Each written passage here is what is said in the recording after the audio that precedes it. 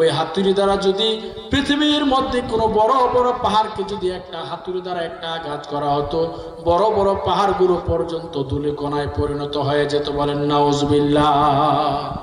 অনবরত তাকে যে হ্যামার দিয়ে আঘাত করা হবে, রাসূল বলেছেন একটা আঘাত যদি পাথরের মধ্যে করা হতো অথবা কোনো পাহাড়ের মধ্যে করা হতো, পাহাড়টা ভেঙে চুরমার হয়ে ধূলিসাৎ হয়ে যেত শুধু একটা আঘাতের কারণে।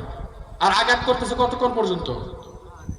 সাহাবারা বললেন, ইয়া রাসূলুল্লাহ, এত কঠিন শাস্তি যদি হয়ে থাকে, ওই ফেরেশতা তাকে কতদিন পর্যন্ত আঘাত করবে?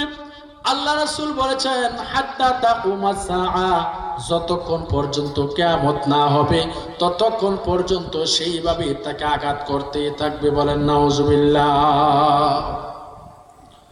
অন্য একটা হাদিসের মধ্যে এসেছে, আল্লাহ রাসূল সাল্লাল্লাহু আলাইহি ওয়াসাল্লাম বলেছেন, লা ইউসাল্লাতু আলাল কাফিরি ফি কবরিহি 99 তিননিনান তানহাসুহু ওয়া তালদাগুহু হাত্তা তাকুমাস সাআ ওয়ালাউ আন্না তিননিনান নাফাখা ফিল আরদি মামবাতাত খাদিরা।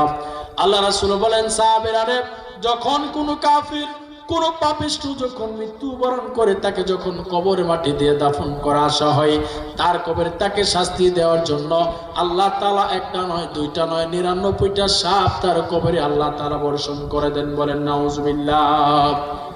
তানহাসুহু ওয়া তালদাগুহু হাত্তা তাকুমাস সাআ ওয়া মারসাবিরা, ওই সাপগুলো তাকে কিয়ামত পর্যন্ত 99টা সাপ তাকে দংশন করতে থাকে।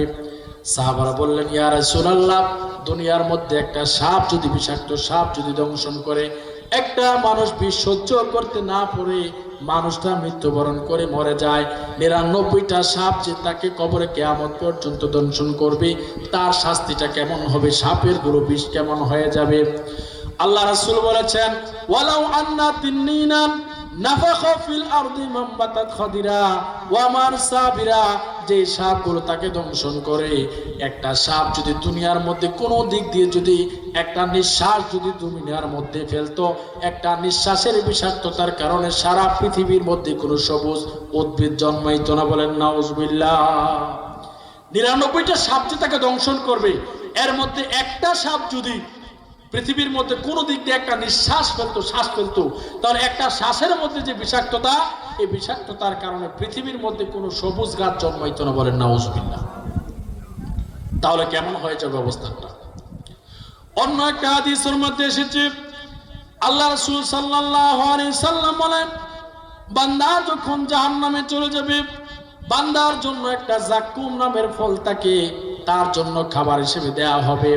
সাহাবারা বললেন, ইয়া রাসূলুল্লাহ, জাক্কুম নামক সেই ফলের বর্ণনাকে আমাদেরকে দিবেন। আল্লাহ রাসূল বলেন, সাহাবীরা, জাক্কুম নামের ফলের এক ফোঁটা রস যদি পৃথিবীর মধ্যে কোনো দিক দিয়ে যদি ঢেলে দেওয়া হতো, ছেড়ে দেওয়া হতো, এক ফোঁটা জাক্কুম ফলের এক ফোঁটা পানির মধ্যে, রসের মধ্যে যে বিষাক্ততা, যে তিক্ততা রয়েছে, সারা পৃথিবীটা ধ্বংস হয়ে যাওয়ার জন্য এক ফোঁটা রস যথেষ্ট ছিল। বলেন নাউজুবিল্লাহ। জাহান্নামীদেরকে যেই জাক্কুম নামের ফলটা দেয়া হবে, এক ফোঁটা বিষ যদি, এক ফোঁটা রস যদি পৃথিবীর মধ্যে ছুঁড়ে ফেলা হয়, তাহলে এই পৃথিবীর মধ্যে কি হবে না? কথা বলেন, কি হবে না? কোনো কিছু থাকবে না, সব কিছু ধ্বংস হয়ে যাবে। আর রাসূল বলেছেন, কাইফা ফাকাইফা তাকুলু, তাহলে বান্দারা, এই জাহান্নামী বান্দারা কিভাবে সেই ফলটাকে বহন করবে? এইভাবে বলেছেন, কিভাবে কিভাবে কিভাবে এই ফলটাকে ভক্ষণ করবে। এখন আমরা যারা আছি, আমাদের মৃত্যুটা কি নেককার হওয়া না হওয়া দরকার, না বদকার হওয়া দরকার? মৃত্যুটা জোরে বলেন, কি হওয়া দরকার? আল্লাহ রাব্বুল আলামিন বলেছেন, হাত্তা ইযা জাআ আহাদাহুমুল মাউত ফাকালা রাব্বি রজিউনি লাআল্লি আ'মালু সালিহান ফীমা তারাকতু কাল্লা। আল্লাহ রাব্বুল আলামিন বলেন, বান্দারে, উলামায়ে কেরাম তোমাদেরকে কুরআন সুন্নাহ অনুযায়ী অনেক কিছু তোমাদেরকে সতর্ক করেছিল, কিন্তু তোমরা সেই সতর্ক শোনো নাই।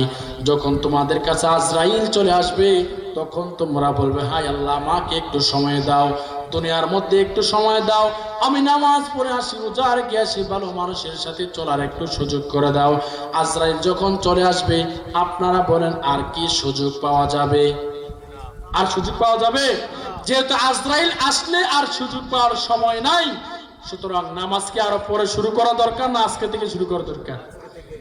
আল্লাহ রাব্বুল আলামিন আমরা যে কথাগুলো বলেছি, আল্লাহ তাআলা আমি সহ আমরা সকলের জন্য আমল করতে পারি। আল্লাহ তাআলা আমাদের সকলকে নেককার বান্দা হিসেবে কবুল করুক বলে আমিন। এর জন্য কি নামাজ পড়তে হবে না ছাড়তে হবে? সুদ ঘুষ খাইতে হবে না ছাড়তে হবে? হারামকে ছাড়তে হবে না করতে হবে? হারামকে ছেড়ে আমরা যদি হালাল গ্রহণ করি, আমরা যদি নামাজ পড়ি, কোরআন হাদিস অনুযায়ী চলি, সমাজটাকে যদি কোরআন অনুযায়ী চলানোর জন্য চেষ্টা করি, তাহলে আমরা কি নেককার হব না বদকার হব? বলেন কি হব? আল্লাহ তাআলা আমাদেরকে নেককার বান্দা হয়ে মৃত্যুকালীন সময়ে যে ফেরেশতারা আমাদেরকে সালাম দিবে, সেই সালাম পাওয়ার যোগ্য বান্দা হয়ে দুনিয়া থেকে বিদায় নেওয়ার তৌফিক দান করুক বলে আমিন। ওমা তৌফিক ইল্লা বিল্লাহ। আসসালামু আলাইকুম ওয়া রাহমাতুল্লাহি ওয়া বারাকাতুহু।